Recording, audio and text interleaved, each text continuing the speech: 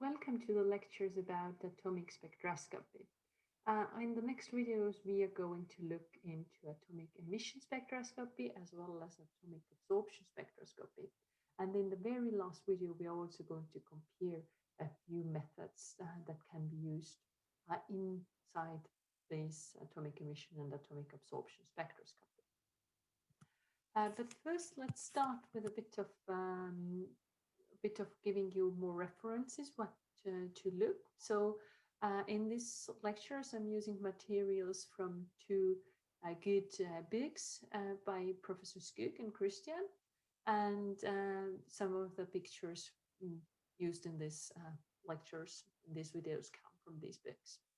Additionally, the flame reaction picture comes from Royal Society of Chemistry YouTube channel, and I very kindly suggest to you to see the video yourself with that is available through the link. So probably as chemistry students, you have already come across flame reactions. So the reactions where the flame is being colored by different elements that can turn the flame color from a very intensive green to very intensive blue, also through purple, orange, or red. And these colors are actually indication of a very simple sort of atomic emission spectroscopy, where our eyes are the detectors in the spectroscopy. So what happens in these flames is that a solution of a salt is being burned, so to create the flame. But during this burning of the solution, also the salt is being produced into this gas phase inside this flame.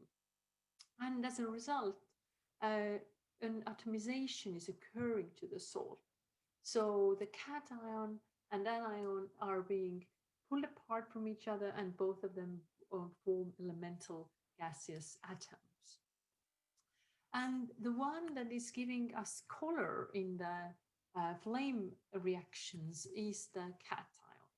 So what happens is that in the first stage in the flame, when the salt is atomized, then the metal is present in its ground state. So its electronic state is of the lowest energy.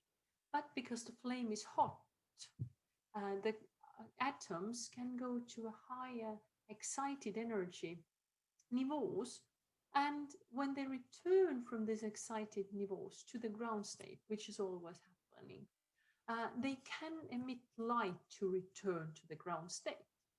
And this light that they emit is what we see in the atomic, what we see in the flame reactions. Also, there are undesirable desired processes like ionization or oxidation that can happen in the flame. But in the flame reactions, we are focusing on the emission that is produced by the metal excited state going back to the ground state and then releasing a quantum. In case of flame reactions, we mostly observe only atoms that are in the first A group, or also sometimes other atoms which are very easy to bring to the excited state. So this is why you have probably seen maybe 10 or so different flame reactions, but flame reactions where not all metals actually occur. So when we look at the full spectrum of different elements, then especially in comparison with a continuum spectrum, then what do we see? The continuum spectrum is a spectrum where we have a continuous change in the wavelength, and we always have some intensity. So this is, for example, the light that comes from the sun, right? Now for elements, they are only very narrow lines. For example, for sodium, we see a very intensive yellow lines here. And these are, for example, the reason why most of the candle lights candle flames are yellow because of the sodium.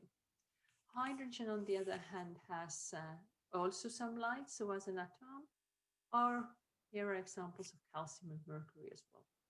So the importance here, difference here between the atoms and the continuum spectrum is that the atomic spectra are line spectra.